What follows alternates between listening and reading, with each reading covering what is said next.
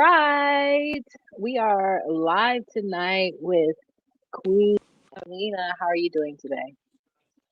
I'm good. Still getting used to this whole mirror camera thing on YouTube. Right. It's weird. I'm good tonight. Ready to talk tonight. Right. And so you made a video today, which was very interesting. You named some names. Um, Tell us a little bit about what. I'm sorry. Could you say that one more time? Because it went out Can you hear me? a little Can you hear bit. me? I said, tell us. Okay. Is it better now? Yeah. You still sound a little bit like a robot. Oh my goodness. I'm trying these new headphones. Okay. Uh, can you hear me now? Can you hear Yes, me I can now? hear you. I can hear you. Okay. So tell us a little bit about what you transpired on social media with you and some heavy hitters. Okay. Well, I mentioned three names specifically: Risa Islam, DJ Baby Drew, and Right. Consciously. That was just an introduction to understanding how Black men treat Uh-huh. Black women that they're not interested in, that are not members of their family when it comes to interpersonal communication. I find that this is a problem, a reoccurring theme within the Black community. Specifically with Risa Hmm. Islam, Ari Lennox posted a cry for help to Black men as a whole, regardless of background, Right. to provide and protect Black women. There was this aspiring comedian who compared her and Tiana Taylor to Rottweilers. And she was very upset about it because other men from other races do not compare their women to animals. And it was just ridiculous. Right. Risa Islam had been Right. missing from the internet, I would say maybe about 2 weeks at that point. And then he came back. But what he immediately did at that time was drop a video to demonize Oprah Hmm. Winfrey. He was very upset about Oprah doing a new documentary on Russell Simmons. We know that she did a previous documentary on Michael Jackson, which in Right. some way tainted his legacy. So he was critiquing her ambition to do this documentary on Russell Simmons. And I felt like if you can talk about Oprah Winfrey, why aren't you talking about Ari Lennox? You know, why aren't you talking about Right. that? In regards to DJ Baby Drew, um, he had been viewing my account, or I should say my stories, for quite a while on Instagram. And so I began to inquire, why was this man coming to my page? I at first thought he might have been some kind of stalker or spy set up by some member of Akon's entourage, because that is the type of childish behavior that they have displayed and has exercised in the past with me. So that was my first assumption to why DJ Baby Drew was in my stories. But as I began to dig a little bit deeper, um, I realized he probably was just looking because he was looking, and it began to spark my creativity. And I started writing music again. I had a drought, I had a block with my writing. So I decided to turn this curiosity into a new song. And because I was so excited to have my creativity sparked again, I sent him an edible arrangement, not thinking anything of it, just wanted to um, acknowledge him inspiring me. But what he did was he ended up putting my gift on display on Instagram, and obviously I did not like that. So I was like, all right, so he Right. must be think I'm some type of group me, not group me, some type of Right. groupie. I meant to say group me's on my mind. I'm a businesswoman. It happens. Some type of group me. So I decided to go through a series of inappropriate joking with him out of anger, because that is something that I do. Everybody, I'm a Pisces, so everyone expresses their discomfort or dissatisfaction with people in different ways. Pisces, sometimes we do it in a comedic way. So what he thought was flirting was really me being angry and mad and upset. If you're gonna treat me like a groupie and put me on display, then I'm gonna act like a groupie. I was fully aware that he had a lady friend. Did not know he was married, but I knew he had some kind of lady friend because he climbed some mountain with a female, and I had to imagine she was important to him. And then um I knew his one of his baby mothers. I wouldn't say I know her personally, but like I've met her more than once. I'm aware of her. She may, remember me, which is DJ Tracy Steele. So I remember her. I know her. I would never go after somebody like a DJ Baby Drew just with the short term association that I've had with DJ Tracy Steele because of the girl code.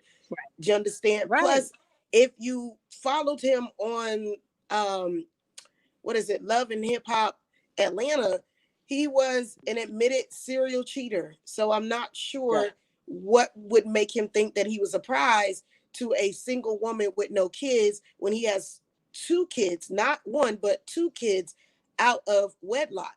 So thank God that Right. he did in fact put a ring on it with someone. And the Right. third incident that kind of remind me of what's going on with the pathology of Black men is consciously. I was in his live last night and he made a point to mention that the people that he last debated wasn't a debate. It was a conversation and they could have just went back and forth with him in 60-second integrals. I found that to be very condescending. I do not understand Right. why he would wants to continue pretending like he did not waste my time the day before the debate. Because not only did he not make the time that we agreed upon, which was 5 o'clock, but later that night at 9:30, he debated our topic with a whole nother group of people. And I was offended by that. I did feel some type of way about that. Not enough for me to cancel consciously, but enough for me to provide him with some reciprocity. So I personally have said more than once, me losing the debate was a win for me, and me and how I acted and behaved in the debate was indicative of how I felt I was being treated. But again, unfortunately, when Black men have interpersonal communication with Black women that are not members of their family or that they don't desire, they tend to be very rude, very standoffish, which doesn't make any sense to me. Why are you Right. stereotyping me and judging me, but at the same time representing the community? At the same time, you're talking about Black women, but you seem to be struggling when it comes to actually talking to Black women, especially if you are an alpha female, not a strong Black woman, but an alpha female. You know who you are, you know what you want, and you just don't tolerate mess. I treat people the way that they treat me. Right. So, you feel that the breakdown in communication has a lot to do with the divide between Black men and Black women. I'm sorry. One more time Objectify. because it's like going into a robot. Hold on a second. So you feel that there's a divide between Black men and Black women. Hey, how are you guys doing? Thank you for joining. And so you feel that because a lot of Black men have an issue with um, being, I would say, respectful towards women that they're not related to or attracted to, Yeah. then you're not really valued as a human being like they would value another man per se. Oh yeah, absolutely. I mean that's it. That is a problem and an issue that Black men at any level of society continue to show their inability to communicate on an interpersonal level with women that they don't desire, which makes no sense. The Black community is made up of the masculine and the feminine, and this inability for the masculine and the feminine to connect Right. is why we're not able to build. And Right. without building, we still remain subjugated to white supremacy. So they can get on any app, they can get on any social media platform, any stage, and talk all of that talk. But at the Right. end of the day, they are incapable of having an interpersonal communication in a proper manner with a woman that is not a member of their family and not on their radar. To me, Right. this shows a lack of authority and a lack of leadership. And Right. again, when this is examined, there is no wonder why the Black community is in the shape that it's in. Okay. And so we previously talked about a little bit of the points that we wanted to cover. One of the points was uh, just like the history of matriarchy within our culture. Um, Mm-hmm. you know, we are used to having warrior queens. We're used to having women in the forefront um, for our liberation here in the United Right. States. And so it's really tough. Um, I'm going to let you take it away. Warrior Queens, our history of warrior queens and matriarchy. Go ahead. You can take it away. Well, most people know of Queen Hatshepsut would be a great example. She was the first queen to declare herself pharaoh. Once her husband passed, she continued his legacy to the point that she even trained her daughter to be a prince. Then you have Cleopatra, you got Queen Nzinga, you have Queen Taye, you have all of these African queens. You also have the Kentakes, which are also known as the Candaces, which are 5 women on horseback that ravished, Europe. We have these examples. Other examples that we have specific to America would be Harriet Tubman, her role in the Underground Railroad, as well as the Civil War. And then during the Civil Rights Movement, you have Coretta Scott King, just like you got Michelle Obama. You got Coretta Scott King. You got Fannie Lou Hamer and Ella Baker.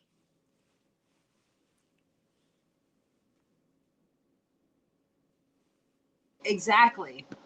My mic was muted. Exactly. Mm-hmm. And so when we think about the history of queens in our particular case, um, Mm-hmm. we're talking about like way before Yes. slavery in a lot of Right. instances. And I know people are going to be offended by this. Yes, Anais is naming off some queens. Um, Mm-hmm. and so I know that throughout our history, um, Black people usually fail under patriarchy. Um, Absolutely. that is the theme, the ongoing theme. And so, first of all, like you said, the civil rights movement, I think it would have done much better had it put some women in the forefront.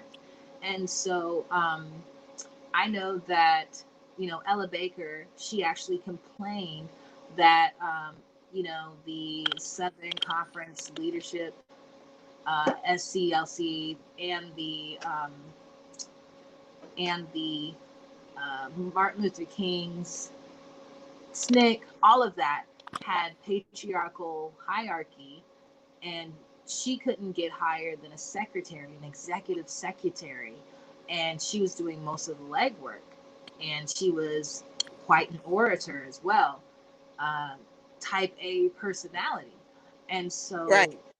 with that type of personality, you would think, with all the things that she was able to do in founding SNCC, the Student Nonviolent Coordinating Committee, that she would be able to, have upward mobility, be able to, but there was still a glass ceiling within the civil Mm-hmm. rights movement. And so, and we gonna ruffle some feathers tonight. Hey, we're some feather rufflers for sure. And so, um, you know, I feel that if we had that opportunity to be able to do that in a proper way, where we can combine whoever is best at what is needed and not put a man in charge, or man For the telling sake of what. him just being a man. Yeah. Right, right, right. And so I noticed on TikTok there's a trend of people telling Black women we have to accept bisexual Black men, we have to accept broke Black men, we have to. I was like, the list goes on. And so, not that I'm trying to be disrespectful or bash black men, because I actually love them, and I know a pretty good amount of decent ones as well. Um, but this prevailing theme of putting a woman in her place or not respecting her as much as she deserves, that has Right. got to stop. That's got to Right. stop. Because we Yeah. have always ruled together, and even our spirituality is rooted in the feminine. Life Right. comes out of the feminine. So how can you ignore we're all made of the feminine and the masculine? Everything is made up of both. So we're not in divine order. In Mayat, feminine, all Right. set, feminine. Right. We have all of these, if you want to look at the Virgin Mary to Esther, I mean, all of these feminine aspects that make up power. And black men wonder why they're not able to claim their power. A lot of it has to do with their suppression of the feminine, which again is something that they learned from the white man's Right. patriarchy. We've never been really patriarchal as a society. We have always Right. been matriarchal because we follow divine order. We followed Definitely. the divine order. Even the kings and queens of the past, there was always a queen mother who advised the king. You still had kings, but one of the king's most trusted advisors was a queen mother of that particular community. So we always ruled together hand in hand. There's no, we were mutually interdependent. This idea of the man being better than the woman is something we learned from Europeans and through Right. colonialism, which has continued to fail not only Black people in America, but globally. You know, when Africa fell to the European patriarchy, most of West Africa, as you said here, was patriarchal when it was divided and conquered. And even we find this case with Zulu. Same thing Right. with the Zulus. Exactly. And they were the Zulu tribe was very much patriarchal when it started the Anglo-Zulu Wars, and then they finally fell. And so and then they fell, and then they had a long period of apartheid, and they still dealing with a lot of the fallout from Right. that. Um, Yeah, right. Which wouldn't yeah. have been successful had it not been for Winnie Mandela. You know, Right. because they had captured Mandela after so long, but it was Winnie Mandela who kept the movement going. So if Yeah. it's again not for the women being involved, so what is the point in leaving the women out now and trying to have women in their place when women have always played such a role in the liberation of Black people? Exactly. Especially women like Harriet Tubman and Sojourner Truth. Mm-hmm. Sojourner Truth had to choose between being black or being a Mm-hmm. woman.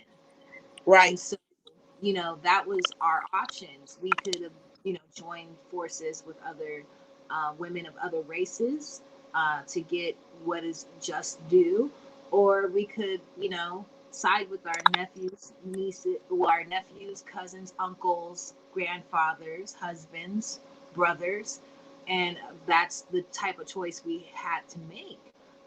It was very indicative of me when I went to a lecture that Angela Davis was speaking at about, I would say, 6 years ago, and Okay. she was definitely talking more about feminism or womanism. And Mm-hmm. so when I noticed that, I was like, well, what about just black people in general? I realized, I was like, oh wow, it's because a lot of the pro-black groups are very Mm-hmm. patriarchal, are very misogynistic, and so Mm-hmm. seeing that that is the going trend, I would like to say some of it has to be connected to religion, in my opinion.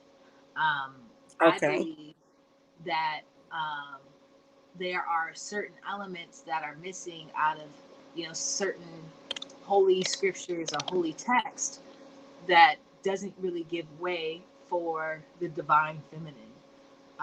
Divine Right. femininity, you know, it's weird well, I don't want to get too much into religion, but you know, a deity, an all-knowing, all-powerful deity, I wouldn't think would limit themselves to one gender or the other.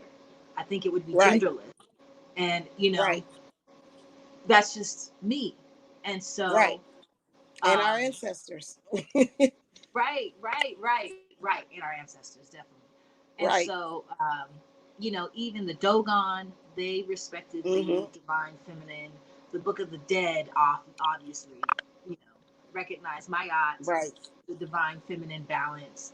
Right. And so, it's definitely strange that these men that are claiming to be coming unapologetically black don't realize unapologetic history. Um, Right. So what do you yeah. think is the greatest divide between black men and black women?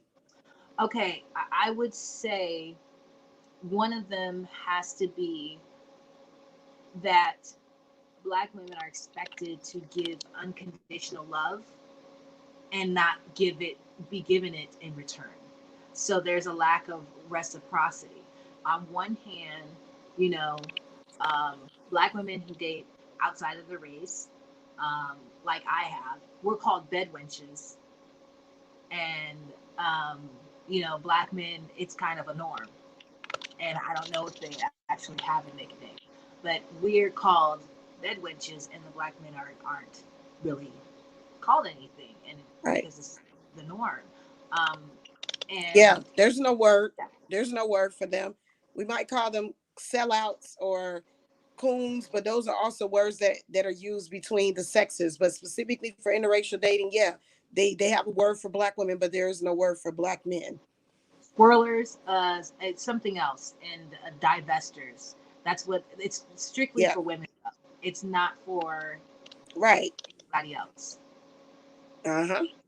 right? So, um, and then also, I feel like they don't want equality for all of us. They want to. A lot of them want to take the place of the white man and his patriarchy, and not necessarily do what we're used to in our culture, which is, you know, with the. I know a lot of strong women, and so I remember one time, Queen, on TikTok, there was this one user. Her name is Grills, and so I guess uh, she's an ally. She's white. She's an ally, and she Hmm. does Black Lives Matter videos, and she's got grills, and she kind of appropriates Black culture, like definitely Right. very close to it. Um, and Beckishas. Yeah, the so Beckishas. Yeah. yeah, and she was getting clowned for it basically by Right. not Black people, but by other people, like, oh, look at you, blah blah blah, and all these Black people were saying we got to defend the Queen. And to me, right. Don't let me go there. Um, and I can't use that word, but such and such has changed up the Bible to make elements masculine when God, He has female characteristics as well. I believe that too, Anais. That's why I was saying, like the Council of Nicaea definitely tried to strip away um, Right. femininity in the divine aspect. But neither here nor there, I was saying I come from a long line of strong women who could handle pressure. Right. You know, my Hmm. grandmother, my mother, Sojourner Truth, Harriet Tubman. These women, nobody said, wait, stop. This is a woman. We've got to make sure, you know, blah, blah, blah. She's protected. I don't recall Dr. King ever asking women. Yeah, I see Anais. I see. But I don't see anybody else. I didn't hear Dr. King say, "Women, we need you to stay home during these protests because you're going to be beaten by with batons and attacked by German shepherds and fire hoses." Right. I don't recall them saying that. But Right. when it comes to positions of power, they want us to be there. But as lay people, they're like, oh, you need to do this, this, and that. And that's what my problem is. My problem is when whenever there's a call to action, we're there. But whenever there is a rightful position, it's not there for us. So, Right. what about you, Queen? What do you think is one of the biggest divides between? Well, Uh, they want to end white supremacy, but not the patriarchy. You know, right, you want to wag your finger at the white man all the same while right, using the same set of rules that they have right, been using in tactics to oppress us as a people. You're using right, that to oppress black women. And if it was not so, we wouldn't have a term such as misogynoir. Also, they selectively protect black women, but black women are expected, like you said earlier, to provide unconditional love. And I think where black men are messing up is that they're losing black women. There are a lot of black women who are divesting from the idea of black love, from the idea of a black community, because black right, men are not able to keep up with this evolved pathology. And I right. feel like that is a setback for a liberation movement, because you have to have black men and black women on the same page in order Right, for all of us to be liberated. right. We can't be divided. We are conquered. We're still conquered when we're divided. So we have to Definitely. come together at some point. But I don't know what is it going to take for black men to just be quiet and like listen when black Right, women are speaking, because we're letting you know what's going on our right, end. There's such a thing as women's intuition for a reason. And I feel more than anything, black men are failing because they're not consulting enough with black women right, intuition to know which direction we really should be going in. And I don't think the universe is going to send another great male power to liberate black people, because they have failed to fully meet the goal. We have made strides. I would say that we have some small achievements, but we still have not crossed the finish line. I really think it's going to take a great female warrior in right, order for us to get across that threshold. right. And so, I think I said this to you earlier. We know that Joan of Arc is really big in European culture, but that's Hmm. Joan of Arc is the norm in our culture. You know, this Sojourner Truth, she was at a rally, a feminist rally, and uh, they were talking. She was listening to these feminists, white feminists, talking about their experience with. We follow what our womb says, and they listen to. They need to listen. There you go. That's right, Anais. Um, and um, and so when we think about the actual way of, I forgot my train of thought. Okay. Um, when we think about Joan of Arc, being the norm, Sojourner Truth, she was listening to these white feminists. She got on stage and said, "You guys' main complaints are you can't work for yourself and provide for yourself financially, and you know they help you, walk down the street, and they put coats over puddles." And she said, "That's not my problem. Ain't I a woman too?" And so, her "Ain't I a Woman" speech is actually very famous, and even feminists recognize this because of intersectionality. Um, they recognize that it is a compounded issue being a black woman. So misogynoir definitely fits the mold more than just regular Right, misogyny. You know, right, um, and so while they're complaining about being housewives, a lot of us were in the workforce already. You know, right, we were, yeah, we weren't trying to be there. We were already there. Um, right. so yeah, go ahead and talk a little bit about how you feel the current divide between black men and black women um, is hindering us as a group.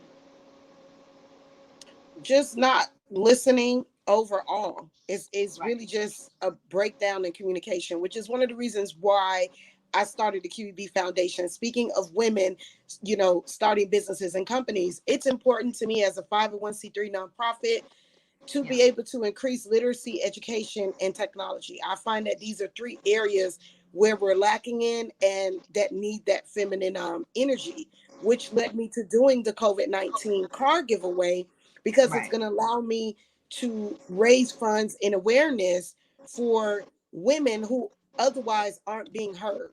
Okay, we are going to be raising money and awareness for a number of different causes, but I have chosen to focus um, my I chose to focus my three main causes on women. Kenya, who had her kids unlawfully taken away from her, being that she had to flee uh, abuse that she was receiving in foster care.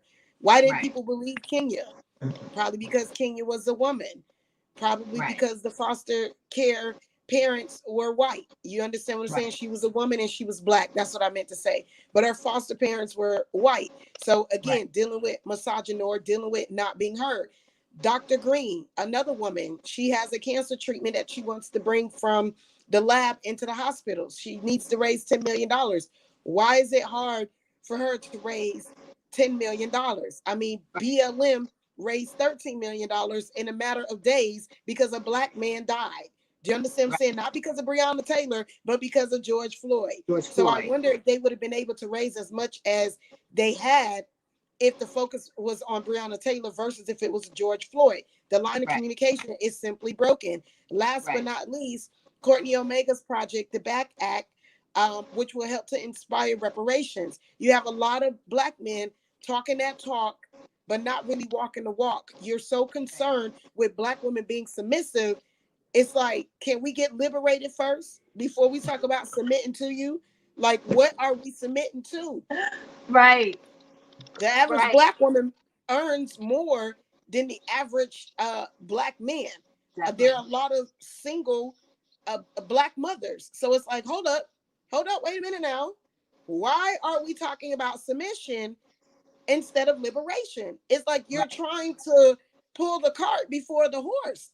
I think we need to get free first, Right. define the society that we want to really, live in first, then talk about what the male's role is going to be and what the female's role is going to be. I feel like they put way more emphasis on silencing black women and oppressing black women than they do actually defeating the actual oppressor, which is the Right. white man. That has Right. always made me ponder, like, how can you open your mouth when you don't run nothing?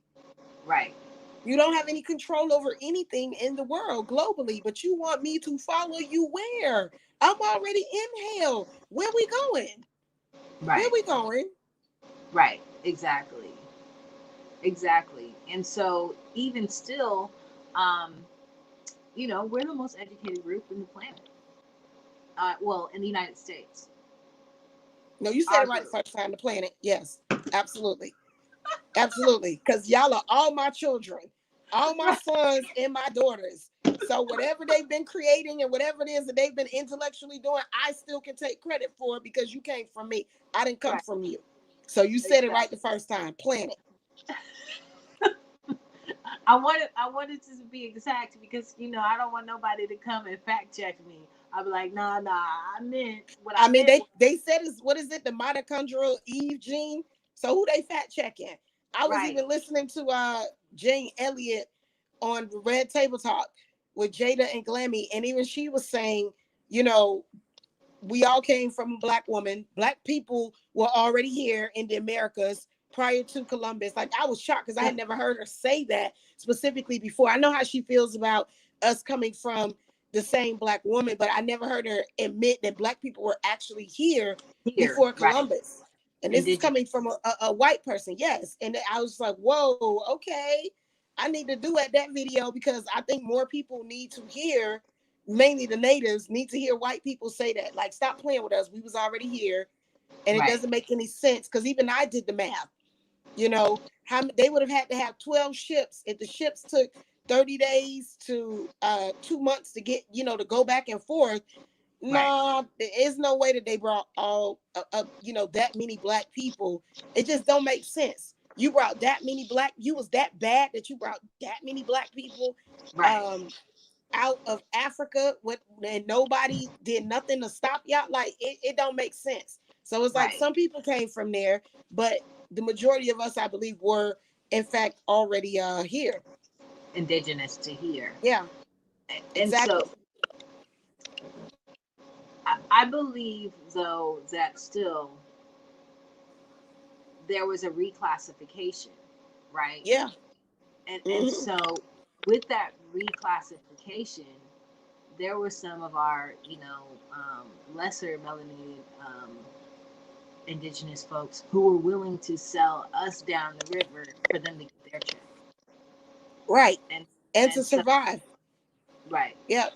And for the survival of the tribe.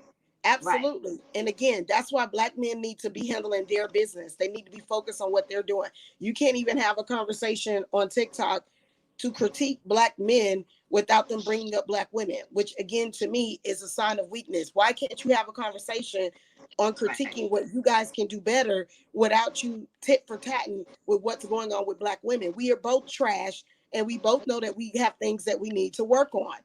But at right, the end of the day, you can't say that you're the head of the house, and every time we critique your leadership, you bringing up the black woman. Like that doesn't make any sense to me. It's like when right, we're talking about black women, we're talking about black women and what they need to work on. When we're talking about black men, we're talking about black men and what they need to work on. Because I feel exactly the same way about black women. Stop. If I'm talking to y'all and I'm getting on y'all and critiquing you, do not bring up black men because that is not what we're talking about right now. We're right. talking about what Deflect. we need to work on. Yes, Right, we're talking about what we need to work on. So when you find people who are unable to be accountable without bringing up other people, you find someone who lacks leadership, skills and qualities. That's why I started my foundation. I was asked on my live last night, how does the foundation work? Well, it's half Senate, half delegation. And then, of course, there is an organizing body to bring all these leaders together. It's not just my foundation making the codes and making the rules. It's just my foundation is organizing the greatest thinkers within mm-hmm. our community per industry, per region to come up with codes that we can present to the larger community. So everybody gets an input. But if you're not financially contributing to the situation, no, you don't get a vote. No, you don't get an input. You might know something about it, but you won't get like an official, vote on anything. So I have to tell people you have to participate in the system in order to critique it. Right, And black men being absent within the community is always one of the biggest critiquers of black women. I don't understand it. You don't provide, you don't protect, but you have a lot of complaints. And then you use your complaints as justification to why you can't be a man. No, it has nothing to do with me. My inability to be a woman has nothing to do with you as a man, and vice versa. Your ability to be a man has nothing to do with what I'm doing or not doing as a woman. That's not how it works. You came in this world when you came in this world. You're on this journey as you are on this journey. You have to evolve at some point. That's what black women are doing. That's why you have an entire divestment community, because they begin to realize, hey, black men aren't responsible for my happiness. I am. So do right. I want to continue lowering my standards and dealing with BS, or do I want to get out here and see what's available for me? Yes. That's the true reality. And so black men have to make that same decision. Do I want to still be ruled by white men, or do I want to be my own man? And when black men finally decide to be their own man, that's when we're finally on the road to true liberation. Right.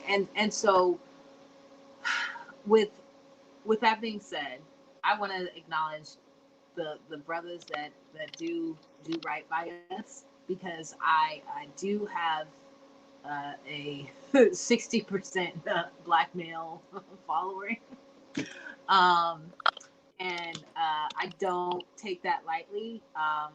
I feel like it is for a number of reasons, but I definitely feel like a lot of them respect me, and Hmm. I feel like a lot of them respect black women in general. Um, Right. but I also want to acknowledge there's a lot of fuckery going on too. Right. So Absolutely. And they're right, stepping up. You have more black men stepping up to address the black men that are wilding out. And that's new. That's a new thing. Just as divestment is new, Black men checking these adult children, these adult boys, is also Right. new. So at Right. some point, good Black women and good Black men will in fact come together. And again, that's the purpose of the Federation. So Right. regardless of how much I feel Black men need to be, excuse me, Black men and Black women need to be critiqued. That's the purpose of us creating this federation, creating this fundraiser so that we can get all of these people under one roof to help repair this communication, because Right. the line of communication, like I said, is very broken. And Black men need to definitely learn how to have an interpersonal relationship with a Black woman Right. that's not a member of their family and not one that they are desired by. Because I even experienced that as an entrepreneur. I posted a video like that today. Like, dang, it seems like people support me because they're attracted to me, or because I'm popular, or because I fit into their box. And the minute that I have an opinion that is not agreeable with them, oh, now you don't want to support me anymore because you wanted to put me in this box, or because you thought that I was weak, or because you thought that I couldn't hold my own. So you have ulterior motives for supporting me that have to do with me fitting in this box. Why can't I just be creative? Why can't I just be a genius? Just support me because the product is good, not Right. because I'm fitting some type of fantasy that you have. I'm a person. We sometimes we're going to agree, sometimes we're not going to agree, but we do Right. need to agree to disagree. So that's Definitely. another level that once we prepare the communication, we will get to a point where we can agree to disagree. And I think that's the ultimate goal. Right. And then I have to also say, a lot of it is okay. So let's address this. These Black men aren't coming from nowhere. A lot of them come from broken homes, right? Yeah. And so they're essentially being raised by women, Mm-hmm. a lot of these men. And so I noticed that some of these moms will be like, you know, nobody will love you as much as I do, and every woman's a bitch but me. Right. And then Broken women. also, right, Mm-hmm. right, and then also them telling little boys that they're the man of the house. Right. I think that robs them of their childhood, and I think that robs them of their innocence. Right. And sometimes keeping it real can be too much for children. Like sometimes you need to protect the children Yeah. from until the proper age. There's age appropriate Right. things, and telling a 12-year-old, 10-year-old, 8-year-old boy he's the man of the house when legally he's not.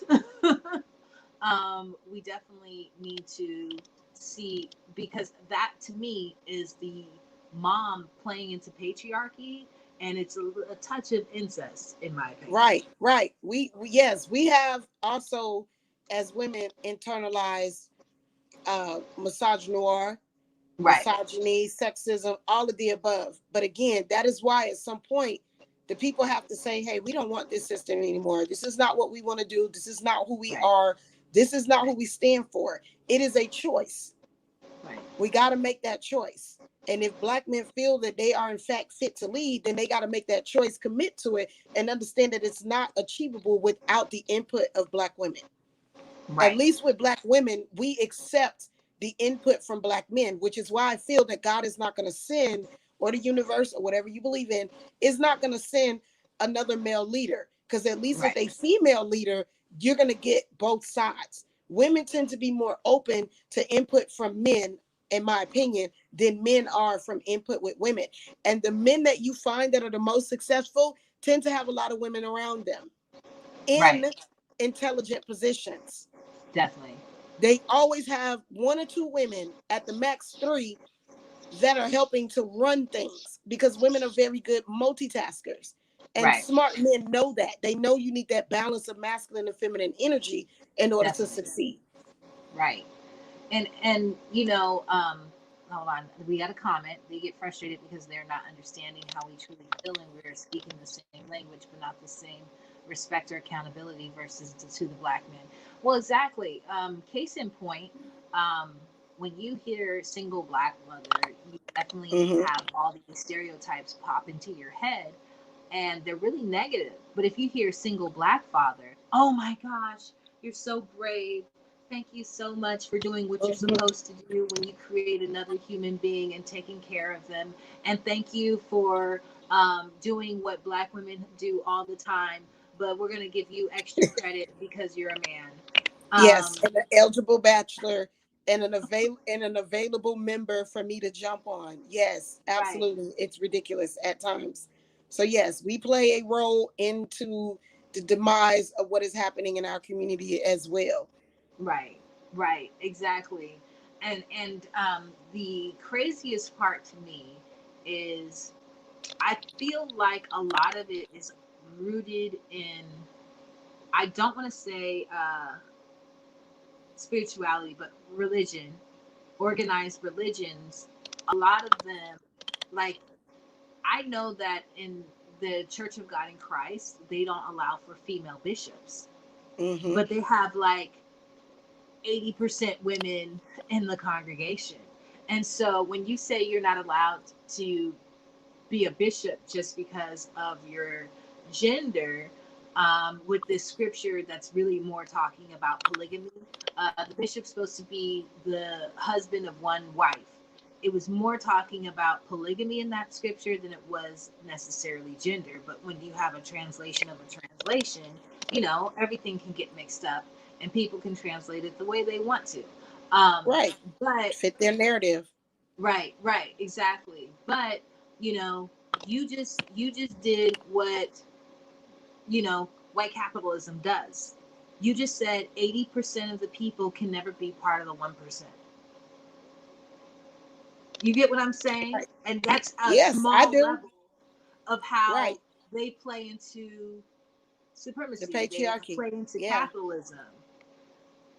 She grew up Koji, very sexist. Yay, yo, I was part of the Sunshine Band and everything. Mm-hmm. Yeah, I was part of Koji. It's, yeah, extremely sexist, and so Right. it's strange to me because also in Islam, women are not allowed to lead prayer. So um, because men are on the right of the mosque and women are on the left of the mosque, but women are never, you're not allowed to hear a woman's voice in prayer. Mm-hmm. Something very strange and different, but it's like, to me, um, black churches, prior to Church of God in Christ, which started in the 1950s, um, most black churches had female preachers, female leaders, you know, Right. during time of slavery, during the time of post Reconstruction. We weren't Right. like that. We were definitely more matriarchal, and so like I said, the Queen Warriors, that's our norm, that's our thing. Why Right. is it that we can't embrace us for who we are, but Right. we're supposed to submit to who they are, but they don't recognize the God in me, the divine in me. You don't recognize my Right. divinity, but I'm supposed to recognize yours. No, Right. that's not how it works. Right. Um, And it's not working. It is right. currently not working. It doesn't Yes. work. It hasn't worked. It's not working. So we need something completely new and different. So I hope any of the fellas that are watching this video that you learn, like, instead of being judgmental and being defensive, Right.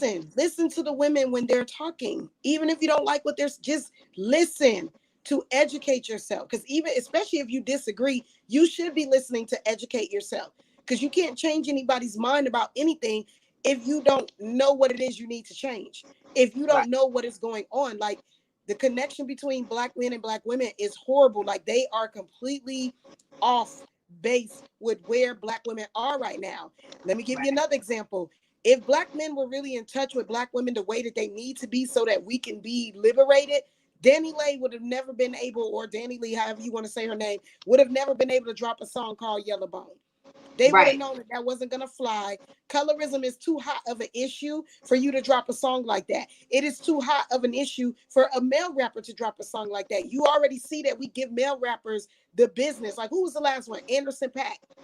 Right. He did a song. Was it Jasmine Sullivan? Like, I think it was a song he did with. I think it was Jasmine Sullivan. He did a verse on a Jasmine Sullivan song, and they ate him up alive for being colorist in his Right. lyric. So I don't know what made Danny think that she can drop a song called Yellowbone and wasn't gonna get, you know, called out for it. Didn't it turn out she's white Latina who's basically been blackfishing this entire time? So I was Right. like, of course she would do that. She doesn't have the context that go along with, this is She not, knows. She knows. She's maybe from the this Dominican don't want to go Republic. this way. Yeah, but not everybody from the Dominican, even though they may claim to be triracial, not all of them have a triracial makeup. Okay. So you don't Yeah, you're right. necessarily, just being from the Dominican Republic doesn't automatically make you black.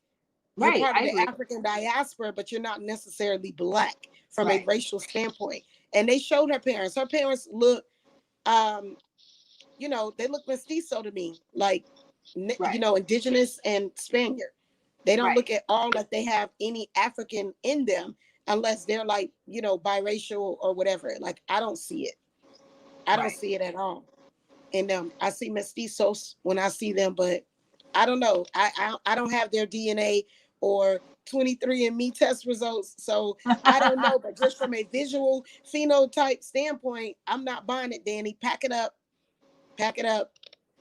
Just apologize and keep it moving. But I feel like if she did have any African ancestry, then her connection to the community would be true. She wouldn't have been as defensive as she was.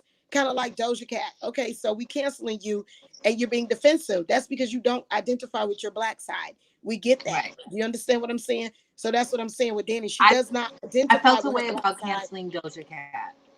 Huh? I felt a way about canceling Doja Cat because I felt like it was more about her not being attracted to black men than it was about what she was actually rapping about. Because we don't cancel Kodak Black because he's colorist. Right.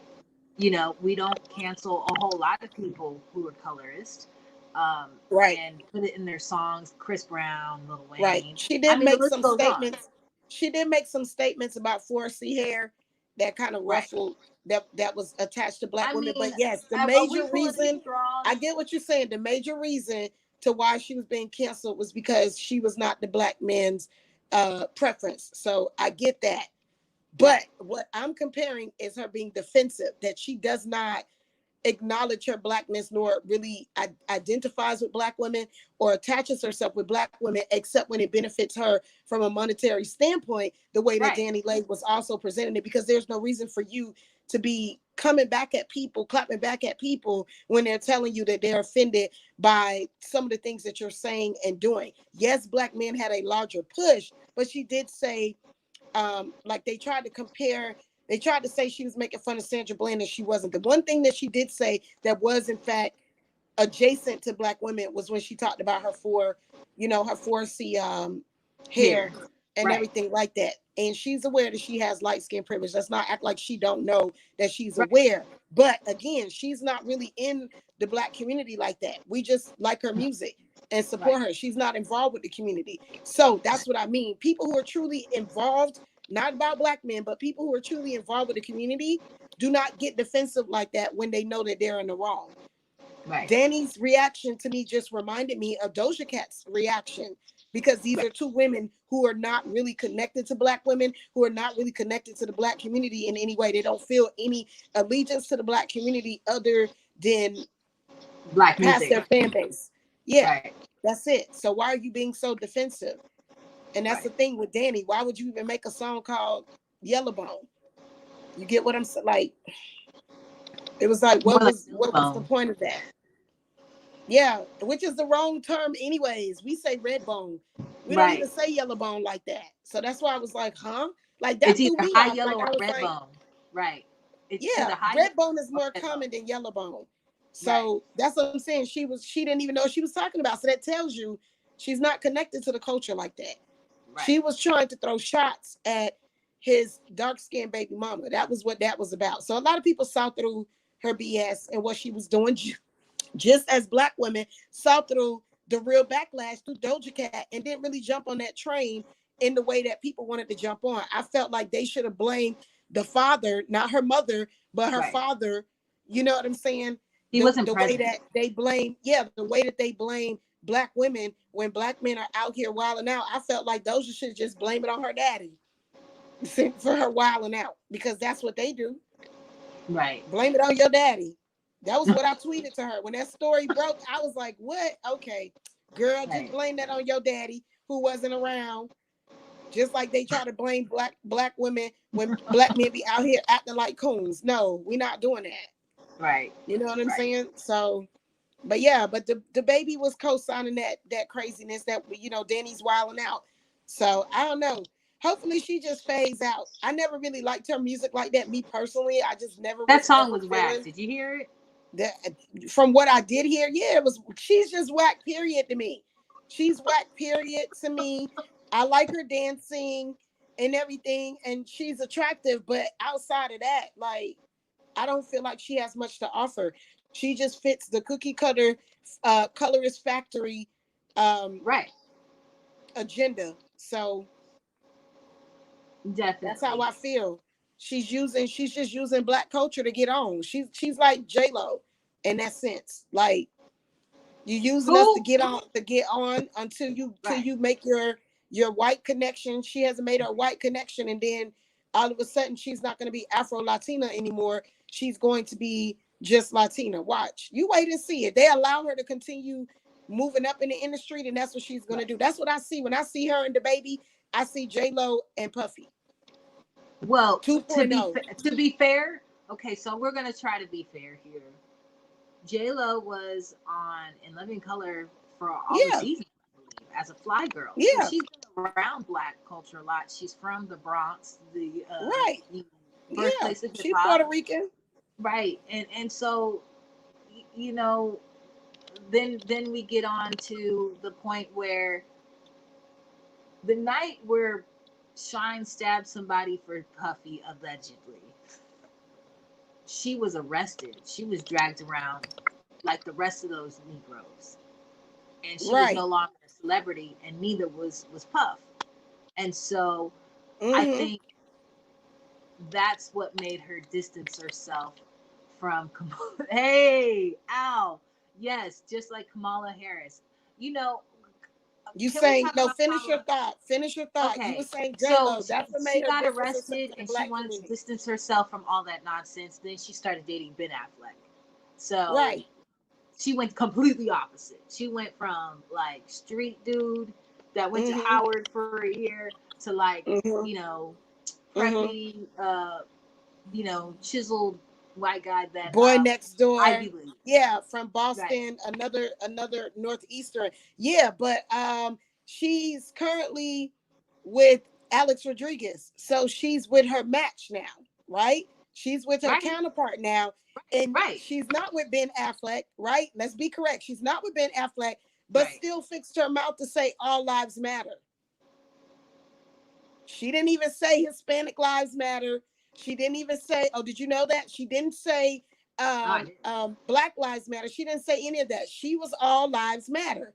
And then when Afro Latina became the trend, she had the nerve to call herself a negrita in a song. Like, J-Lo, since when you negrita? Now, to keep it 100, having been partially raised by Puerto Ricans, negrita to Puerto Ricans isn't just it's not just reserved for Black women. Negrita, it can also mean beautiful, Right. like as a slang word.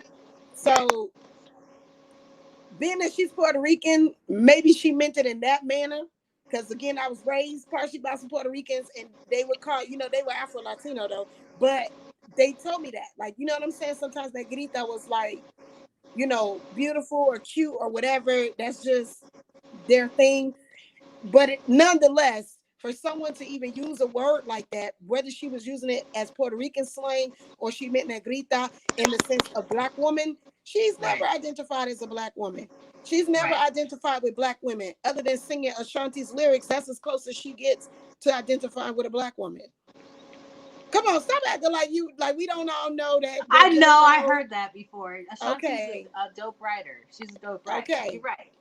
Um, right. and so, And but J Lo's previous vocalist, yes, her previous ghost vocalist, yes.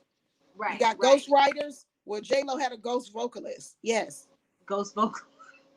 yes.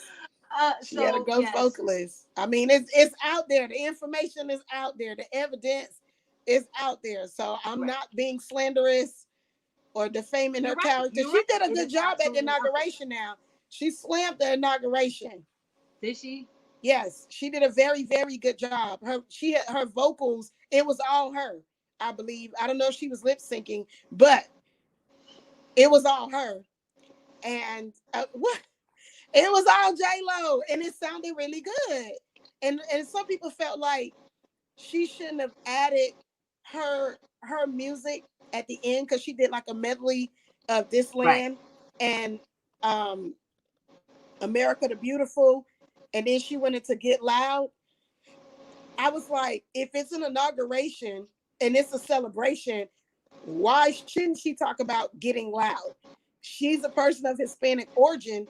Why shouldn't she go into speaking Spanish at some point when Right. you consider that Hispanics make up 15% of this country now? They Right. are a big demographic and a big contributor to this culture right after Black people.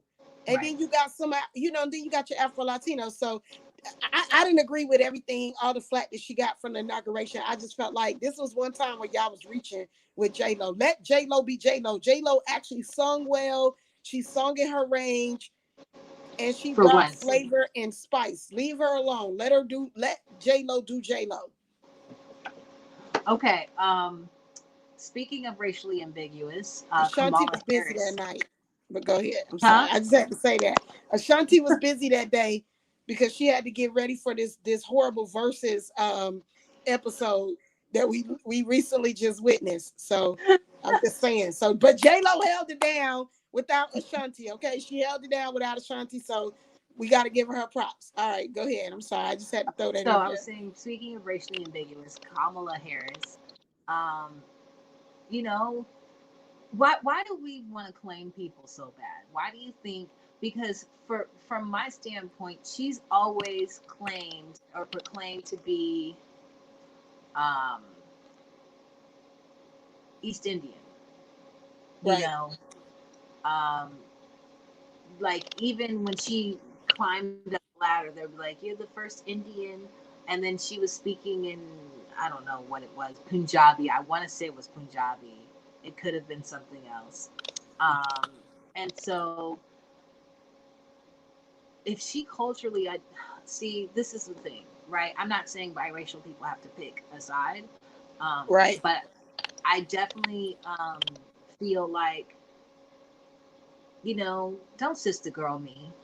Like, I don't want, what I don't want is to see a playlist, Spotify playlist of Kamala's, and it's filled with like um, sophisticated ratchetry, which I know she doesn't listen to, which I know she doesn't prefer. Like, it feels like she caters to us in a way that she doesn't, it's unnecessary. It's like, girl, you I have mean, whatever she you went claim. to hold up now though. She went to Howard University She went to and she Howard. pledged She, Alpha Kappa Alpha. So she AKA, did. Yes. So I would say that it's. I don't think that. I don't think Kamala is a flip flopper. I think Kamala is a politician, right, and Kamala, at the end of the day, her ethnicity would be politics, and she's right, going to use and play whatever side she has to play to win whatever election she needs to win at that moment. But she is fully aware that she looks like a light skinned, Black woman. You probably wouldn't right, know that she's Indian unless you asked her. You know what I'm saying? And for all I know, for all I know, she's acknowledged both sides of her.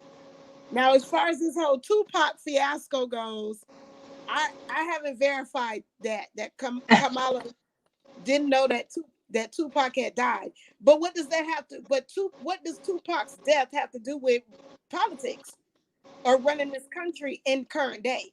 Tupac ain't here to do anything, so I guess it's not as big of a deal that Because she did not he's a know who he staple in was, Black culture. huh? No, it's the thing is And he's from he's a staple. California, yeah, I can see that. But Tupac wasn't a politician though. He wasn't a policy maker. He was a He rapper. no, okay, Black But what people. does that part of Black culture have to do Who? with the job that she signed up for? I'm just saying, what does that have to do? What does that have to do? That's like somebody saying Kamala Because doesn't she's know how to. trying to pretend she's the point is she's Okay. pretending to cater to pander towards us, Oh, to right? Black people, you feel okay? You feel like she's pandering? Okay, And she doesn't get it right. right. She Neither she do brought Black men, but we still love them anyways. Black men don't get it right either, but we still love them. We can go the down a whole list of Black men, high profile, broke Black men. I mean, they pay. What you mean? Black men pander to us every day. Every time they open their mouth and they breathe, they're fucking pandering because we're still oppressed. We're still oppressed. We're still subjugated. So as far as I'm concerned, every time Black men open their mouth, they're pandering to Black women. Because what are you really stop. offering me? You are offering me the world under chains. You're Right. offering me the world under somebody else's rulership. So that's, to me, that's pandering. But we still love Black men. But again, I say her ethnicity is politics. Yeah, That's Barack all I'm Obama's saying. done that before too. To try to pander, and he got it wrong. Well, he married a Black woman, had Right. That's a lot more than a lot of people. two more, Right. Black children. He could have got with another biracial woman, but he didn't. He went all the way Black. Right. He committed. He went ADOS. He went Yeah. ADOS. Yes, Right. he did. He went ADOS. Exactly. There you go. Because he Right. could have married an immigrant too. He could have married a Black immigrant. Look at it. He went Right. ADOS with it. He could have South married a side of Kenyan woman. Chicago. Right. Right. Right. So I mean, these are politicians though. I think that's another mistake that we make on this road to liberation is that we compare activists to politicians to public figures and other types of celebrities. They don't run by the same rule. You have to use every card in your deck in order to get what you need. And I don't have a problem with politicians pandering to the Black community because that's a part of being a politician, as long as we get something out of the deal. Now, when they get in the office and we don't get anything out of the We deal, don't to get me, that's anything when it out of becomes a it. problem. Anytime they're pandering, that means we think less of you and your political prowess. So we're pandering because we don't want to have to do anything else. That's what pandering, how a person panders matters. That is absolutely correct. But Right? to me, when they're pandering, that means we're not going to get anything done, right? And so, for example, um, Hillary Clinton has definitely. Oh yeah, when she said she carries hot sauce in her purse, I was like, get the hell out of here. She was clout chasing. We knew she was clout chasing because she What was trying kind to of one hot up. sauce? I would She say was what trying to brand? one. She was trying to one up Bill Clinton playing the saxophone on our Senior Hall show. That's what that was. She thought she was gonna pull a Bill Clinton on Black people. Right, right, right. And so, um, and I was so thrown off by just whenever they pander to us, they Mm-hmm. are saying you're not intelligent enough for me to negotiate with, so let me entertain Right. you instead. Right. Exactly. But That's is that the offensive. fault? Okay, but is that the fault of the politician that they use these types of tactics, or Right. is it the fault of us as a community and our inability to federate and produce proper leadership where they're forced to deal with us as leaders and as people and not pandering? So if we don't come together as a people and create a definitive plan, because I can create a plan, but if Black people don't support it, the plan isn't going to go anywhere, and you're going to continue being pandered to. So if black Right. people don't want to be pandered to, then black people have to start stepping up.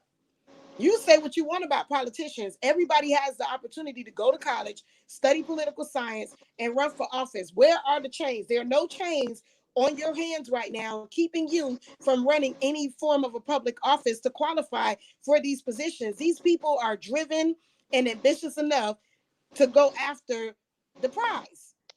Can I say something? I think you have to have a certain amount of corruption to climb up the ladder. I think it takes a certain, not that ambition is bad or evil or wrong. I'm saying in the United States politics, I believe you have to play dirty to get to climb the ladder. I don't believe there's very many people who are integritous and make it up there. I don't believe that. So, you know, Well, if they did, it would be un-American. If they did the right thing, if they had any integrity whatsoever, it would absolutely be un-American. Let's not act like we are all innocent. Everybody has stolen something at some point in their life. It may have right. not been a presidential election or an attempted insurrection on the Capitol to steal an election like the Trump supporters, but you know that you borrowed somebody's pen in your lifetime and didn't give it back.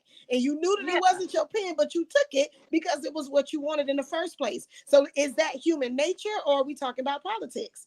I think the idea to choose what is right for us versus Okay. choosing right from wrong is just human nature. Okay. That's why it's called politics.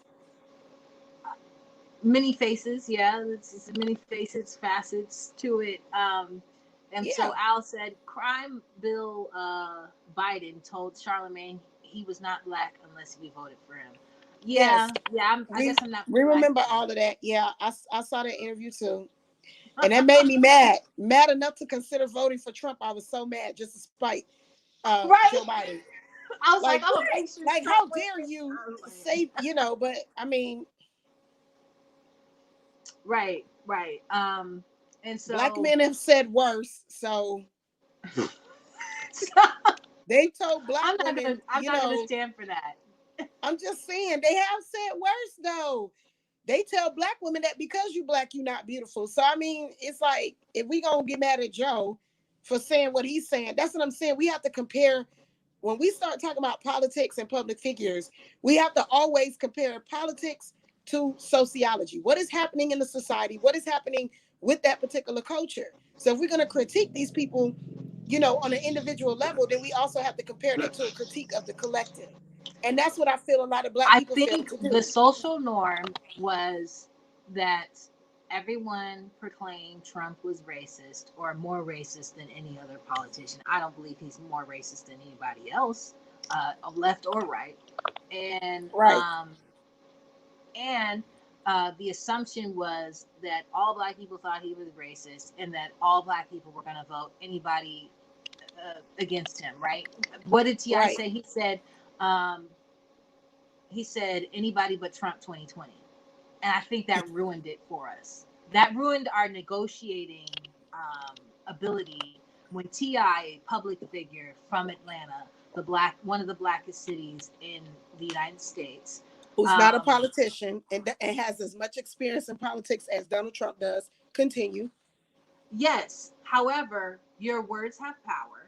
And Right, so when we're trying to, as a community, get things going for us politically, like every other group gets themselves in position to have things done for them politically, Asian right. people, Latino people, Jewish people, LGBTQ, all these other groups have ways of having bargaining chips. So to say, if we put our weight behind you, what are you going to give us in return? When he said anybody but Trump 2020, that took all of our bargaining chips away. Why? In my Why do you think so? Oh, in your because opinion, okay. Because I'm just because saying, it's 40 million black people in the United States, and it's not like everybody don't listen to Ti. no, I'm not saying it was because of Ti. I felt like that was a growing sentiment amongst black people, and he repeated it in a manner that should not have gotten back to the Democratic National Committee. He has also cheated on his wife a number of times, but We can't say, we cannot say what. Wait, hear me out. I'm just saying the fact that he's cheated on his wife numerous times does not create a growing sentiment in black men to cheat on their wives. They just, Right. folks just out here just doing whatever they gonna do, however it is that they gonna do it. You feel me? Right. So T.I. is just not, he might have said it, but I don't think anybody was really listening. I don't I think don't very know. many people, maybe young people, like new voters, like you just turned 18 and you want to pop your election cherry, then yeah, you probably, listen to what T.I. has to say. But Gen Xers know that, you know, T.I. is just talking. He's not to be, taken seriously. I'm just saying, if you can't commit to your wife and be faithful, to your wife, you're just not somebody, me personally, that I'm going to be taking any form of political advice from. Right. Get your house in order before you start trying to get the community in order. Right. He's got money, he's got creativity and all of that, but I don't see, any other principles or qualities that he stands by. Killer Mike is a different story. Killer Mike is a whole different story. I mean, Yeah. he's got the bank, right? These folks have had all this time and all this money to create these things. They're Right. just now creating them. So child,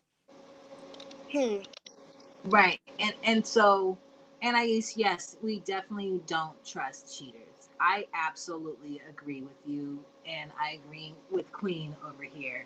I agree we don't trust cheaters, because if you're willing to nah, cheat on your lifetime partner that you have a contract with, and if you kids nullify that with, contract, you lose right, everything, then who else can you trust? Like, who else can, you decided to get, we don't force marriages in this country. You decided to get married. You go outside of that marriage, a binding contract that says if you go into a coma, this person is your next of kin. If something happens to you, this person's your next of kin. They can pull the plug, they can take all your stuff and sell it. They can, if you do that, yes, we don't trust you because you have proven yourself to be untrustworthy. I right, completely agree with that. However, absolute clown. I still believe he has a voice loud enough and a following big enough to where it could influence something one way or another. And which is why when election season came by, I was saying I'm willing to negotiate with Trump. you know I was like, hey Trump, like, if you have a actual agenda for Black America, you're a sitting president, you could do it right before the election and we swing your way and you win. That was my standpoint, because I don't want to be taken for granted. I want them to know I got options out here. The Black vote should be like a bachelorette or a bachelor, and we're just trying to see who's the better fit. Not necessarily, Right. we always vote But Democratic. I don't believe that's right. these are right. There are things that we can do once we get a federation, together, and we help heal the line of communication between Black men and Black women. Because obviously we have different approaches to how all of this works out. But I don't think that, I feel like Trump just messed everything up himself. So Right. regardless of what T.I. said, he wasn't going to win anyways. I mean, he only I sent us $600, so he definitely wasn't getting my vote. Like that was just too much for me. I don't have a Right. lot of faith in this country as a whole, this government, period, regardless of who's in the office. I have no faith I in this agree. particular system I because agree. However, it has been in our history, for figures like A. Philip Randolph to mhm, approach, I believe it was Eisenhower, and tell them we're going to do a march on Washington, or you're going to desegregate federal government jobs, which included the military. So, not that there isn't systemic racism in the military still, but A. Philip Randolph, he used that as a bargaining chip to say, hey, you're going to want, Black people to be cool. I need you to do this instead. And we've done that our whole history in getting certain rights and getting certain things, which we're still not fully benefiting from is um, negotiating with racist people. That's our whole thing. That's been our whole history. That's the only way we've progressed, to be honest. And so, um, are you still there? I think you're frozen, Queen. Queen, are you still there? Okay. Well, Queen. Anyway. Like I was saying, I think that's the only way we progress. And yes, first we need to deal with the in-house issues. I completely agree with Queen in that manner. I believe that the disconnect between the two of us, um, black men and black women, um, we definitely need to reconcile that. And I think a lot of that has to do with a breakdown in communication, and it also has to do with a breakdown in respect. Um, if we don't respect one another, and if we are capable of seeing each other for our talents, for who we are, for the role that both of us could eventually play with one another, then we're really not in a position to do much politically, socially, economically, otherwise. Um, I think the current divide has a lot to do with a system of us being used to European patriarchy. Here we go. We got her back, y'all. Hold on one moment. You back. Yay. Yeah. Okay. I You're back. yeah, I turned the Wi-Fi off on my laptop for some reason, and I didn't turn the hotspot off, and it just went berserker like that. So I was like, "Oh, my bad." I was just trying to shut the laptop down, so I was like, "My bad." But It's all but good. yeah, I try to keep going. I try to keep it going. And so basically, I was saying you are absolutely right. Until we can actually um, bridge the gap between black men and black women in general, um, hmm all these other conversations about politics, social things and economics, it is not going to come into play until we fix that, because right, we have been trying to lean on patriarchal structures, but it fails because that's not our thing. Because, right, in my opinion, when we try to do it a patriarchal way, hmm it's a pissing contest between patriarchal black men and patriarchal white men, right. and they don't get over each other's ego, and it's a clash like that, and it's a clash of the egos where I believe if you bring a woman into it, it's not about a pissing contest, it's not about a clash of egos or Right. trying to dominate. It's We get down to the business. Get down to the right, business. matter of fact. Yes, Yep. exactly. And so, if people respected women in that manner, but we can speak our minds and be able to come to the table as wise and great at leadership as anybody else, we're capable of doing that. You know, we've never had the luxury of, being known as housewives as much as other groups of women. We've Right. always had to work, and we've Right. always made it happen in spite of. Right. And Which makes us so, the best leaders. So I'm just waiting on Joe to leave because I don't think he's gonna make it all 4 terms. I give him a year, 2 years max, and we'll be really, saying, Madam President. Kamala Um, Harris, yep, right? You think I believe so? that. I think so. I know so. I'd be surprised. He's up there, He is up and there. Yeah. karma always And collects. So why is it, do you think, we always want our leaders to be really old? I get the I don't think elders. it's something that we want. I just think that it. I don't It's think it's something something we handed to want. I us. just think it has to do with the socialization, because you got Right. to remember JFK was pretty young. He was 35 when he was Right. president. But you got to go through the ranks. You see what I'm saying? It's all about how you pursue the career. Right. Those people get the leaders tend to be older because they tend to have more experience. You got to Definitely. think about it. These people go from being senators to the president, and then you got to have that backing. To have that backing, you got to have a big network. To have that big network, you have to be around. You got to Right. either come from money to fund your campaign and have those those connections at a young age, or you got to build them throughout. Meaning you have to come straight out of college. Right. What are you like? Somewhere in between what 18 and 21, and you're probably going to run for city council. You might run for mayor. You may go from there to running for a state government seat. You may go from running a state seat to then running for the U.S. House of Representatives, or for the Senate, and then you fall in line to become president. So you have to Right. build a career.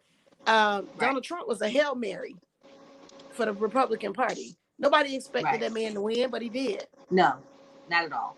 Nobody.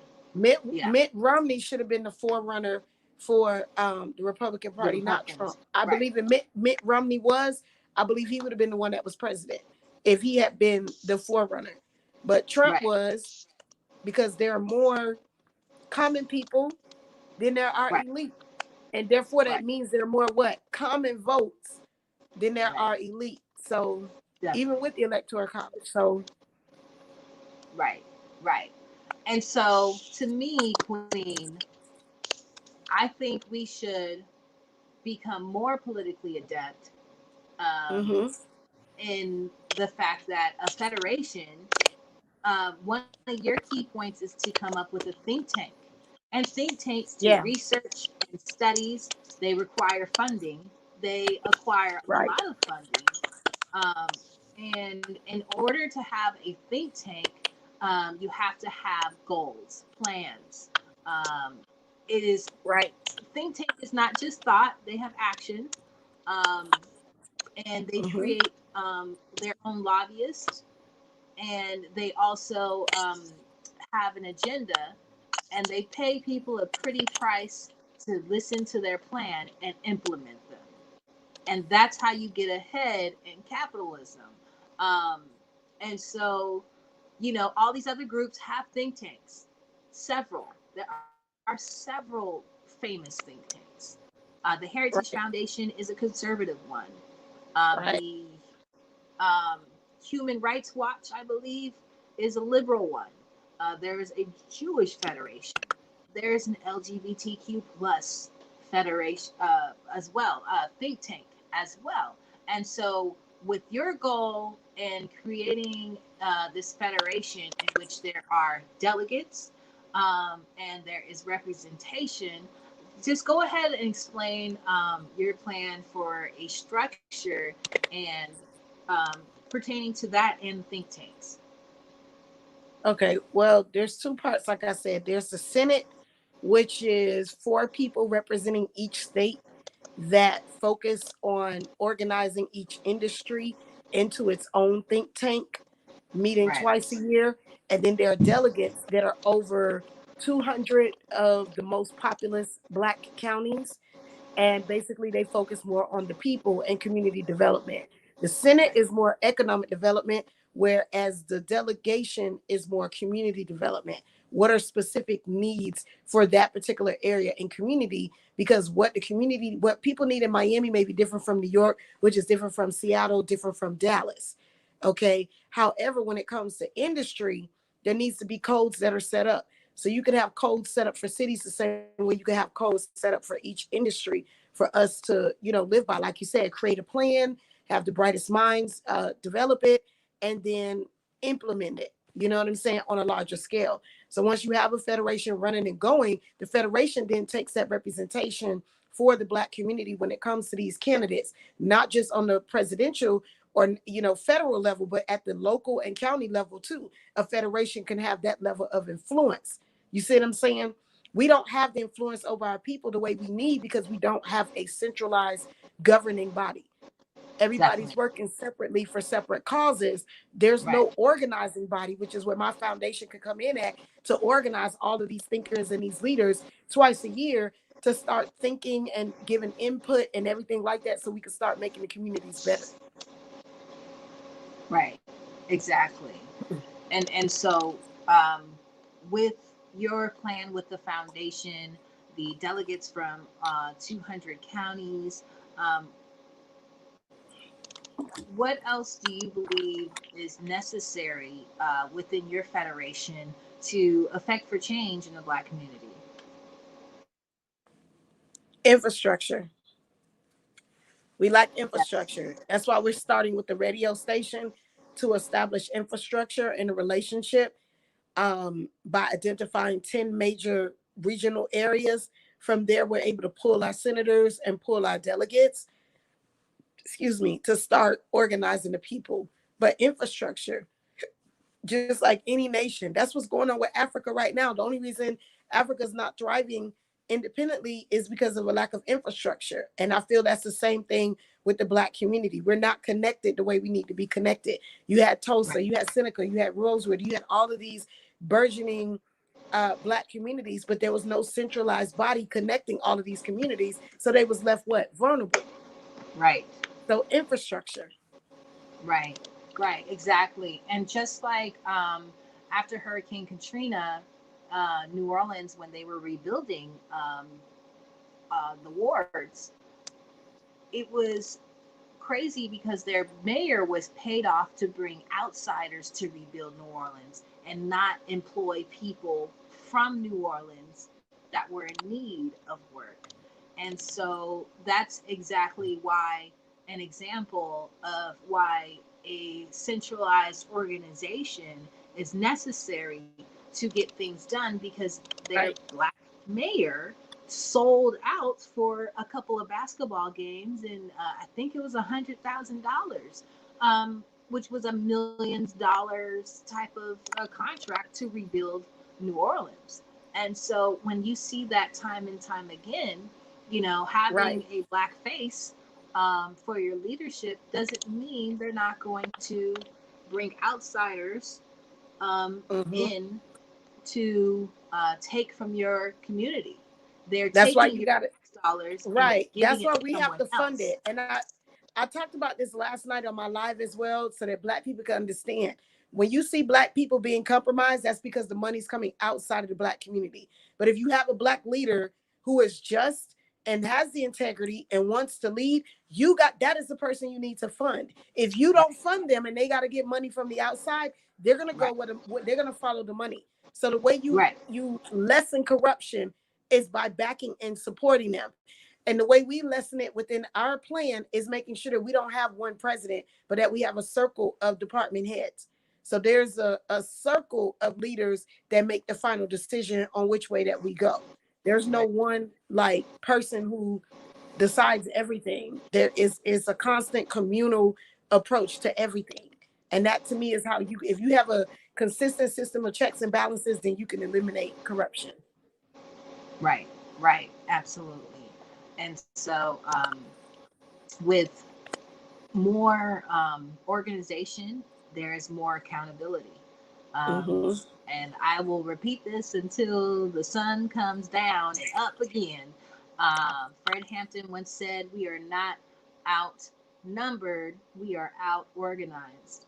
And so, if anybody is watching this, here's a foundation that has a Black agenda, and it is a nonprofit based in Atlanta. Hmm. And take it away, sis. Right. I'm Queen Everlena. There's my Cash App. There's the name of my foundation. You could do your research. My phone number is on my name. You guys can call me. You can find me here also on YouTube if you need to get more information. And I'm pretty popular on TikTok. Thank you so much, Abstruce, for having me back. No problem. It's always fun. And so thank you for having that great conversation. And we all see you later. Bye. Later. Peace. Bye bye.